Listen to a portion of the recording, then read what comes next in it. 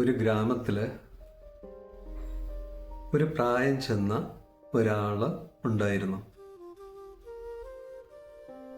അവബോധത്തിൽ ശ്രദ്ധയോടെ ജീവിച്ച ഒരാൾ.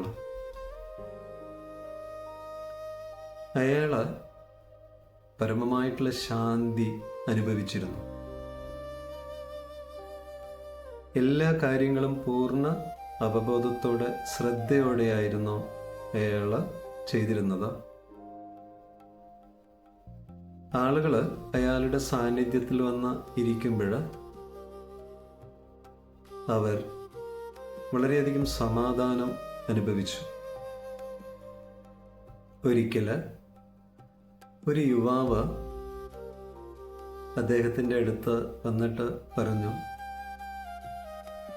എനിക്ക് പൂർണ്ണമായിട്ടും അവബോധത്തോടെ ശ്രദ്ധയോടെ ജീവിക്കണം.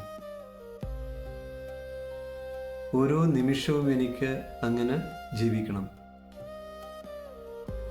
അതിന് ഞാൻ എന്താണ് ചെയ്യേണ്ടത്?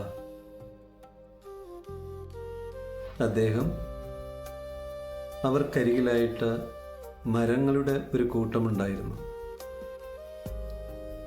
അതിൽ ഒരു മരത്തിൻ്റെ ചുവട്ടിൽ പോയിട്ട് ഇരിക്കാൻ ഇദ്ദേഹം പറഞ്ഞു. യുവാവ് ആ മരത്തിൻ്റെ ചുവട്ടിൽ വന്ന് ഇരുന്നു. അദ്ദേഹം പറഞ്ഞു, നീ മരത്തെ ശ്രദ്ധിക്കുക, അതിൻ്റെ ശിഖരങ്ങളെ ശ്രദ്ധിക്കുക, ഇലകൾ, ആ മരത്തിൻ്റെ ശിഖരങ്ങളിൽ പാർക്കുന്ന പക്ഷികൾ ശ്രദ്ധിക്കുക, അതിൻ്റെ ശബ്ദം കേൾക്കുക. വിലയിരുത്താതെ താരതമ്യം ചെയ്യാതെ പൂർണ്ണ ശ്രദ്ധയോടെ അതിനെ നോക്കിക്കൊണ്ട് ഇരിക്കുക. ഈ പ്രായം ചെന്ന ആള് പറഞ്ഞതുപോലെ യുവാവ് ഇരുന്നു. കുറച്ച് സമയം കഴിഞ്ഞ സമയത്ത് ഇയാൾ വളരെയധികം സമാധാനം അനുഭവിച്ചു. യുവാവ് ഈ പ്രായം ചെന്ന ആളോട് പറഞ്ഞു, എൻ്റെ ഉള്ളിൽ വളരെയധികം സമാധാനം ഉണ്ട്. അപ്പോൾ ഇദ്ദേഹം യുവാവിനോട് പറഞ്ഞു, നീ അവബോധത്തോടെ പൂർണ്ണ ശ്രദ്ധയോടെ ഒന്നിനെയും വിലയിരുത്താതെ നോക്കിയപ്പോഴാണ് നിനക്ക് ഈ സമാധാനം അനുഭവിക്കാൻ കഴിഞ്ഞത്. നീ അവബോധത്തിലായിരിക്കുമ്പോൾ പൂർണ്ണമായിട്ടും നീ വർത്തമാന കാലത്തിലാണ്. വർത്തമാനകാലത്ത് നിന്റെ മനസ്സായതുകൊണ്ടാണ് നിനക്ക് സമാധാനം അനുഭവിക്കാൻ കഴിഞ്ഞത്. ഒരാൾ പൂർണ്ണ അവബോധത്തോടെ ജീവിക്കുകയാണെങ്കിൽ അയാൾക്ക് അറിയാൻ കഴിയുന്നത്, ജീവിതം എന്നെ വേദനിപ്പിക്കുന്നില്ല എന്നുള്ള വലിയൊരു അറിവാണ് കിട്ടുന്നത്. ആ ബോധത്തിൽ അയാൾ ജീവിക്കുമ്പോൾ അയാൾ മനസ്സിൻ്റെ നിശബ്ദതയാണ് അനുഭവിക്കുന്നത്. ജീവിതം നമ്മളെ ആരെയും വേദനിപ്പിക്കുന്നില്ലേ? നമ്മുടെ മനസ്സ് കഴിഞ്ഞ കാലത്തും ഭാവി കാലത്തും ആയിരിക്കുമ്പോഴാണ് നമ്മൾ വേദന അനുഭവിക്കുന്നത്. ആ വേദന അനുഭവിക്കാതിരിക്കാൻ ആയിട്ട് മനസ്സിനെ നമ്മൾ വർത്തമാനകാലത്തേക്ക് കൊണ്ടുവരണം. അവബോധം എന്ന് പറഞ്ഞാൽ നമുക്ക് ചുറ്റും നടക്കുന്ന എല്ലാ കാര്യങ്ങളോടും പൂർണ്ണ ശ്രദ്ധയോടെ നോക്കുക, വെറുതെ നോക്കിക്കാണുക, ഒന്നിനെയും വിലയിരുത്താതെ താരതമ്യം ചെയ്യാതെ അതിനെ നോക്കുക മാത്രം ചെയ്യുക. അങ്ങനെ നമ്മൾ ചെയ്യുമ്പോൾ മനസ്സിന് ശാന്തി അനുഭവിക്കുന്നതായിട്ട് നമുക്കറിയാനും അനുഭവിക്കാനും കഴിയും. നമ്മൾ നടക്കുമ്പോൾ നടക്കുക എന്നുള്ള ബോധത്തോടെ നടക്കുക. ഇരിക്കുമ്പോൾ ഞാൻ ഇരിക്കുകയാണെന്നുള്ള ബോധം അയാളുടെ ഉള്ളിൽ ഉണ്ടാവണം. അതേപോലെ ഒരാളോട് സംസാരിച്ചുകൊണ്ടിരിക്കുമ്പം ഞാൻ സംസാരിക്കുകയാണെന്നുള്ള ബോധം അയാൾക്ക് ഉണ്ടാവണം. അയാൾ പൂർണ്ണ ശ്രദ്ധ അയാളുടെ പ്രവൃത്തികൾക്ക് കൊടുക്കണം. മനസ്സിനെ പൂർണ്ണമായിട്ടും കേന്ദ്രീകരിക്കണം. അതേപോലെ ആഹാരം കഴിക്കുമ്പോൾ ആഹാരത്തിൻ്റെ രുചിയും മണവും അയാൾ പൂർണ്ണമായിട്ടും അറിയണം.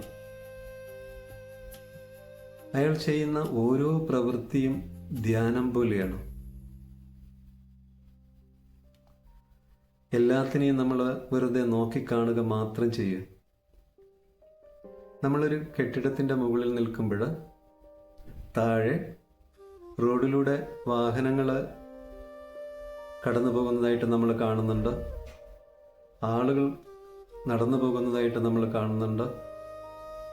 ആ ഒരു കാഴ്ചയെ അവിടെ നിന്ന് നോക്കുന്നത് പോലെ നമുക്ക് ചുറ്റും നടക്കുന്ന സംഭവങ്ങളെ, നമ്മുടെ ഉള്ളിൽ നടക്കുന്ന കാര്യങ്ങളെ, നമ്മുടെ ചിന്തകളുടെ ഒഴുക്കിനെ, ശരീരത്തെ പൂർണ്ണമായിട്ട് ശ്രദ്ധിക്കുമ്പോൾ, എല്ലാത്തിനോടും ഒരു അവബോധം നമ്മുടെ ഉള്ളിലുണ്ടാകുമ്പോൾ അവിടെ നമുക്ക് അനുഭവിക്കാൻ കഴിയുന്നത് സമാധാനമാണ്.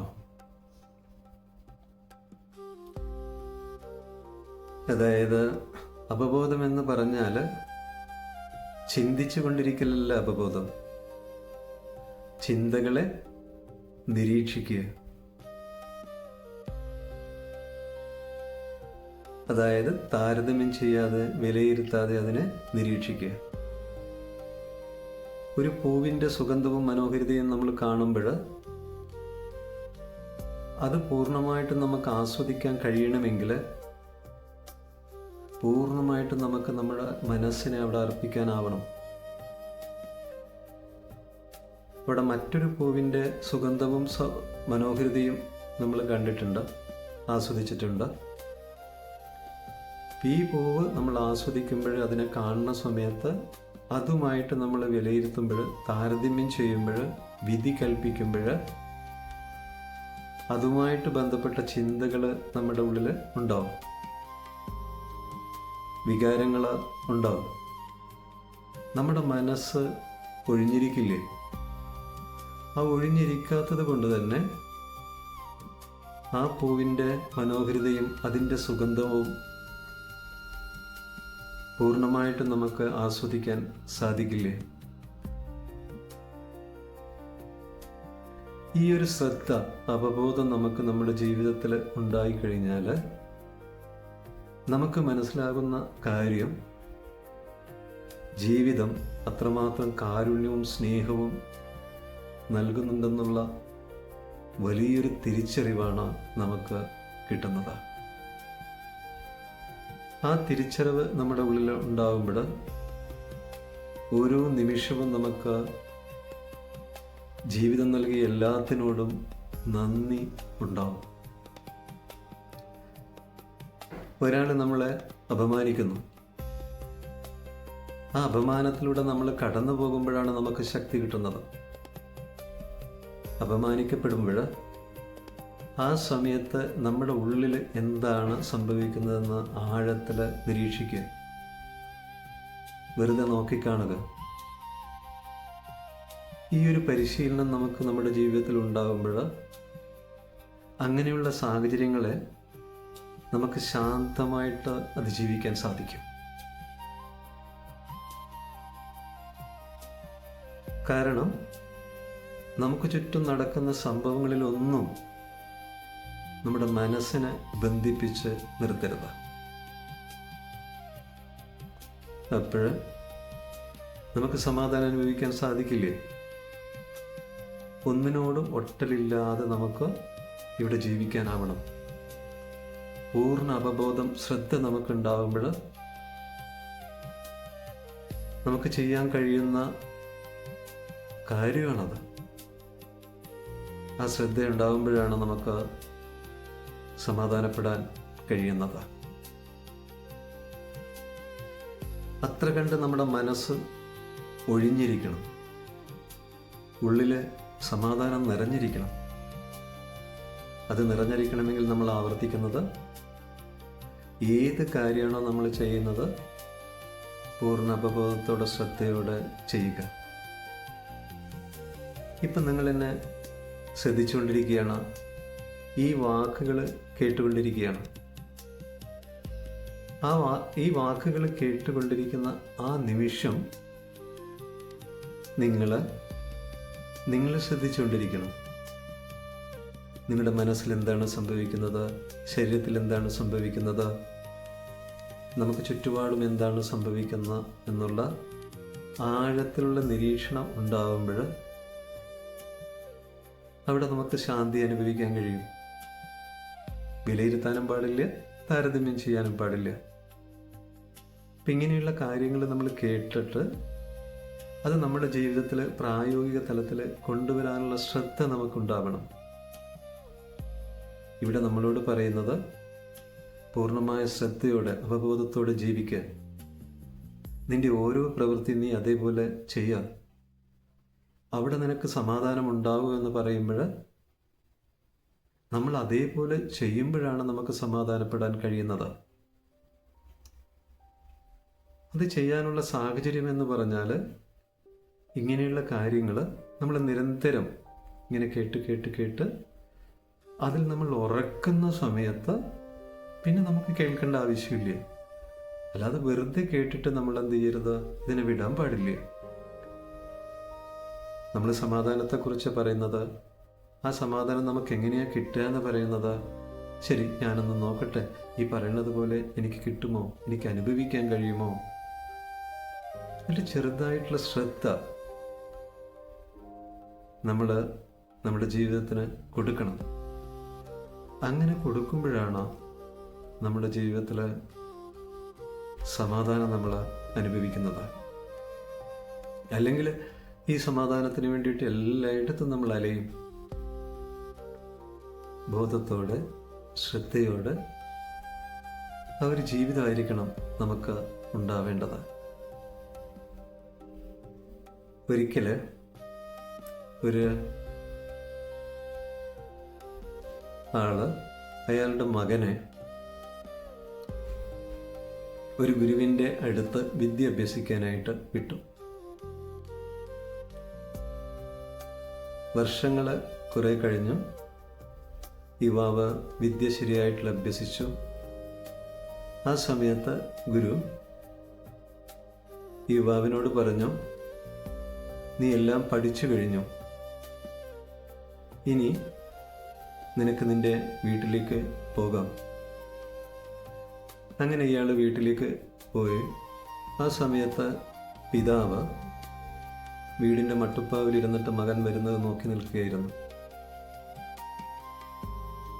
മകൻ്റെ ഓരോ ചുവടിലും എല്ലാം അറിയാമെന്നുള്ള ഭാവമുണ്ടോ, ഞാനെന്ന ഭാവമുണ്ടോ? അവൻ പിതാവിൻ്റെ അടുത്തേക്ക് വന്നിട്ട് പറഞ്ഞു, ഞാൻ എല്ലാം പഠിച്ചു കഴിഞ്ഞു, എൻ്റെ ഗുരു എന്നെ എല്ലാം പഠിപ്പിച്ചു കഴിഞ്ഞു. പിതാവ് കുറച്ചു നേരം നിശബ്ദനായിട്ട് ഈ മകനെ നോക്കി. കുറച്ച് കഴിഞ്ഞിട്ട് പിതാവ് മകനോട് ചോദിച്ചു, ഏതൊന്നറിഞ്ഞാലാണോ നിന്റെ ദുഃഖം തീരുന്നത് അത് നീ അറിഞ്ഞോ? ഏതൊന്നറിഞ്ഞാലാണോ നിനക്കിനി ഒന്നും വേണ്ടാത്തത് അത് നീ അറിഞ്ഞോ? മകൻ പറഞ്ഞു, എൻ്റെ ഗുരു എന്നെ എല്ലാം പഠിപ്പിച്ചു, ഇനി എനിക്ക് പഠിപ്പിക്കുക മാത്രമേ ചെയ്യേണ്ടതുള്ളൂ. പിതാവ് വീണ്ടും ഇതേ ചോദ്യം തന്നെ മകനോട് ആവർത്തിച്ചു. മകൻ പിതാവിനോട് ചോദിച്ചു, അങ്ങ് ചോദിച്ചതിനുള്ള ഉത്തരം എനിക്ക് എങ്ങനെയാണ് കിട്ടുക? പിതാവ് പറഞ്ഞു, നീ നിന്റെ ഗുരുവിനെ പോയിട്ട് കാണുക. ഈ ഒരു ചോദ്യം ഗുരുവിനോട് ചോദിക്കുക. മകൻ ഗുരുവിൻ്റെ അടുത്ത് ചെന്ന് ചോദ്യം ചോദിച്ചു. ഗുരു പറഞ്ഞു, അത് വാക്കുകളിലൂടെ നിനക്ക് പറഞ്ഞു തരാൻ കഴിയില്ലേ? അത് പഠിപ്പിക്കാൻ കഴിയില്ലേ?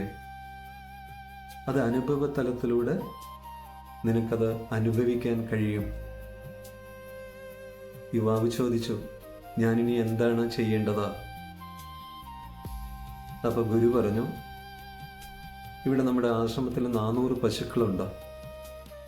ഈ 400 പശുക്കളെയും കൊണ്ട് നീ ഒരു കാട്ടിലേക്ക് പോവുക, ആളുകളൊന്നും ഇല്ലാത്ത ഒരു കാട്ടിലേക്ക് പോവുക. ഈ 400 പശുക്കൾ 1000 പശുക്കളായിട്ട് മാറിക്കഴിഞ്ഞാൽ ആ ദിവസം നീ എൻ്റെ അടുത്തേക്ക് വരിക. അങ്ങനെ ഗുരു പറഞ്ഞതുപോലെ ഈ യുവാവ് കാട്ടിലേക്ക് പുറപ്പെട്ടു. നേരത്തെ പഠിച്ചു വച്ചിരിക്കുന്ന കുറേ അറിവ് യുവാവിൻ്റെ ഉള്ളിലുണ്ടായിരുന്നു. ആരോടെങ്കിലും പറയാതെ അതിങ്ങനെ വീർപ്പ് മുട്ടി കിടക്കുകയായിരുന്നു. ആ സമയത്ത് പശുക്കളോട് ഈ അറിവ് പറയാൻ തുടങ്ങി. പശുക്കൾ യുവാവിനെ ശ്രദ്ധിച്ചില്ലേ? ആദ്യത്തെ കുറച്ച് ദിവസങ്ങൾ അങ്ങനെ പറഞ്ഞു പോയി. പിന്നെ കുറച്ച് കഴിഞ്ഞ സമയത്ത് യുവാവ് ഉള്ളിലുള്ള മൗനം അനുഭവിക്കാൻ തുടങ്ങി. വർഷങ്ങളോളം ആ മൗനത്തിലായിരുന്നു യുവാവ്. പശുക്കൾ 1000 ആയിട്ട് പോലും യുവാവ് തിരിച്ചറിഞ്ഞില്ലേ? ഒരു ദിവസം പശുക്കൾ ഈ യുവാവിനോട് പറഞ്ഞു, നമ്മൾ 1000 പേരായി. ഗുരു പറഞ്ഞിരുന്നത് 1000 പശുക്കളായി കഴിഞ്ഞാൽ തിരിച്ചു ചെല്ലണമെന്നാണ്. അങ്ങനെ ഈ യുവാവ് പശുക്കളെയും കൊണ്ട് ഗുരുവിൻ്റെ അടുത്തേക്ക് ചെന്നു. പൂർണ്ണമായിട്ടുള്ള മൗനം അനുഭവിച്ച് അതിലലിഞ്ഞ് ആനന്ദം അനുഭവിച്ച ഒരവസ്ഥയിൽ വാക്കുകളൊന്നും കിട്ടാതെ നിശബ്ദമായിട്ട് യുവാവ് ഗുരുവിന് മുന്നിൽ ഇരുന്നു.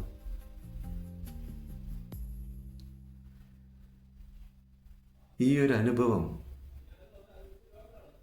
സാധാരണ തലത്തിൽ ചിന്തിക്കുന്ന നമുക്കൊക്കെ കിട്ടും. കുറച്ച് നിമിഷങ്ങൾ, അതിനു വേണ്ടിയിട്ടുള്ള സാഹചര്യങ്ങൾ നമ്മൾ നമുക്കായിട്ട് ഒരുക്കി കൊടുക്കണം. കുറച്ച് സമയം നമ്മൾ നമ്മുടേതായ ലോകത്ത് നിശബ്ദമായിട്ട് മൗനമായിട്ട് കുറച്ച് സമയം നമുക്കിരിക്കാൻ കഴിയണം. അങ്ങനെ ഇരിക്കാൻ കഴിയുമ്പോഴാണ്, അത് അനുഭവിക്കാൻ തുടങ്ങുമ്പോഴാണ് നമുക്ക് മനസ്സിലാവുന്നത് ജീവിതം നമ്മളെ വേദനിപ്പിക്കുന്നില്ല. അത് അളവറ്റ കാരുണ്യവും സ്നേഹവും നമുക്കായിട്ട് നൽകുന്നുണ്ടോ? ഇത് തിരിച്ചറിഞ്ഞ് അതേപോലെ ജീവിക്കാൻ നമുക്ക് കഴിയട്ടെ എന്നുള്ള പ്രാർത്ഥനയോടെ